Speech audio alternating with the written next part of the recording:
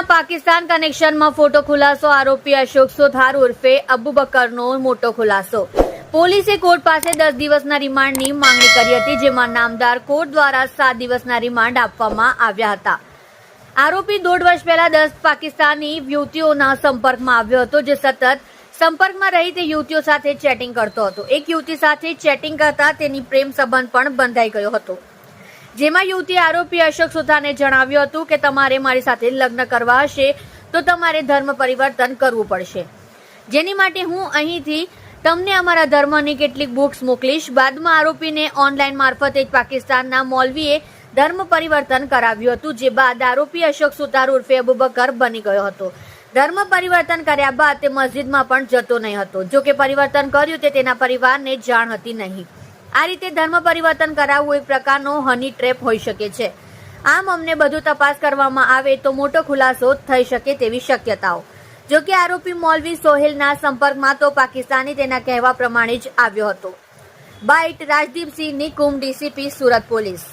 તમે જોઈ રહ્યા છો live India Today news channel. Reporter Manujbhai સાથે, કેમેરામેન રમેશભાઈ જયસ્વાલની સાથે।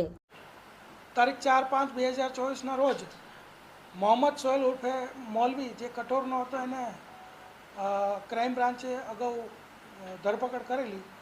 ત્યારબાદ હિન્દુ નેતા જે ઉપદેશ રાણા છે એને ધમકીઓ આપવા બાબત અને એને મારી નાખવા માટે, જાનથી મારી નાખવા માટે સોપારી આપવા બાબતનો જે ગુનો દાખલ થયો તેમાં અગાઉ 2 આરોપીઓ પકડવામાં આવેલા છે। તે ઉપરાંત એક અશોક સુથાર કરીને, કે જેનો ઉર્ફે છે, નામ છે અબુબકર, એને અત્યારે ઝડપી પાડવામાં આવ્યો છે બિકાનેર, રાજસ્થાનથી। આની હકીકત એવી છે કે આ મૌલવી જોડે તે સંપર્કમાં હતો વોટ્સએપ ચેટથી અને લિંક્ડઇનથી। તે પાકિસ્તાનની કેટલીય છોકરીઓ સાથે ગ્રાફિક ડિઝાઇનિંગના કામમાં માટે સંપર્કમાં હતો અને એમાંથી ઇકરા રિયાઝ કરીને જે છોકરી હતી એની સાથે એને પ્રેમ સંબંધ બંધાયેલો અને એ પ્રેમ સંબંધની અંદર એને વાતચીતમાં ઇકરા રિયાઝે એવું કહેલું કે તારે મારી સાથે પ્રેમ સંબંધ રાખવો હોય તો તારે મુસ્લિમ ધર્મ વિશે જાણવું પડશે, મુસ્લિમ ધર્મ અંગીકાર કરવો પડશે।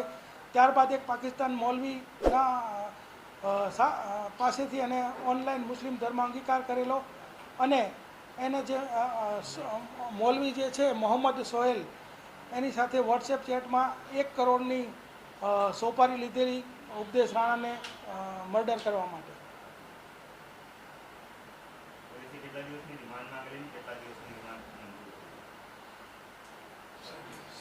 પોલીસે 7 દિવસની રિમાન્ડ માંગેલી અને એ મંજૂર થયેલ છે।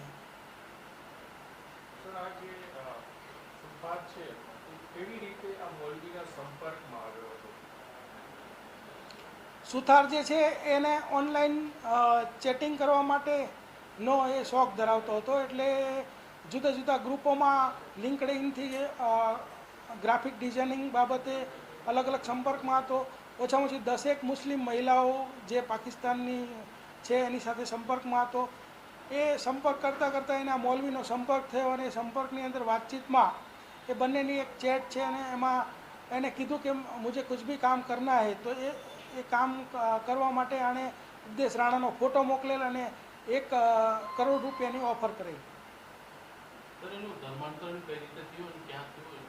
એનું ધર્માંતરણ જે છે એ પાકિસ્તાનના એક મૌલવી છે મુફ્તી જમશેદ, એણે ઓનલાઈન કરાવેલું।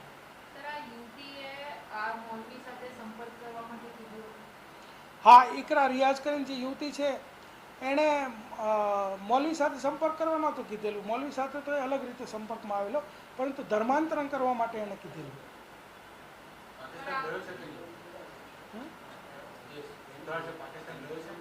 ના, સુથાર પાકિસ્તાન ગયેલો નથી।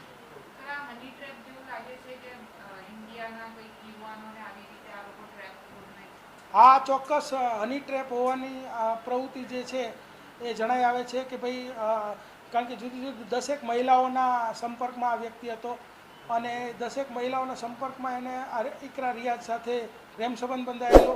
તો પ્રેમ સંબંધ જો બંધાયો હોય તો એની અંદર કોઈ ધર્મની વિગત આવતી હોવાનો કોઈ મુદ્દો નથી। તો એને ધર્મ અંગીકાર કરવા માટે જે દબાણ કરવામાં આવેલું અને એને સમજાવવામાં આવેલો, એટલે ચોક્કસપણે હની ટ્રેપ થ્રુ ધર્માંતરણ કરવાનું અને ભારત વિરોધી પ્રવૃત્તિઓ કરવાનું કાવતરું હોઈ શકે છે. કેટલા સમય પહેલાની સર આ વાત હશે જ્યારે એમને ધર્મ પરિવર્તન કર્યો હશે? 1.5 વર્ષ પહેલાંની આ વાત છે. એ હજી અમારી તપાસ ચાલુ છે. એ બાબતે જો કોઈ જાણકારી મળશે તો આપણને જણાવશું. અશોકના જે ઘરવાળા છે એ ધર્માંતરણ કર્યું છે એ બાબતમાં એની ક્યાં? ના, અશોકના ઘરવાળા જે છે એને કોઈ પણ બાબતનો ખ્યાલ નથી. આ તો બધું એને ઓનલાઈન ચેટિંગની અંદર જે વાતોચીતો કરેલી ને ધર્માંતરણ કરેલું એ પોતે જ જાણતો હતો. એના ઘરવાળા આ બાબતે સંપૂર્ણ અજાણ છે. ધર્મ પરિવર્તન બાદ આ મુસ્લિમ લોકો જે રીતે રહે છે, નમાઝ અદા કરે છે, મસ્જિદ જાય છે, આવી પ્રવૃત્તિ કરતો નથી? ના, એવી કોઈ પ્રવૃત્તિઓ કરતો હોય એવું અમને હજી સુધી જણાવેલ નથી. ઓકે સર, હિન્દી તરફ હિન્દી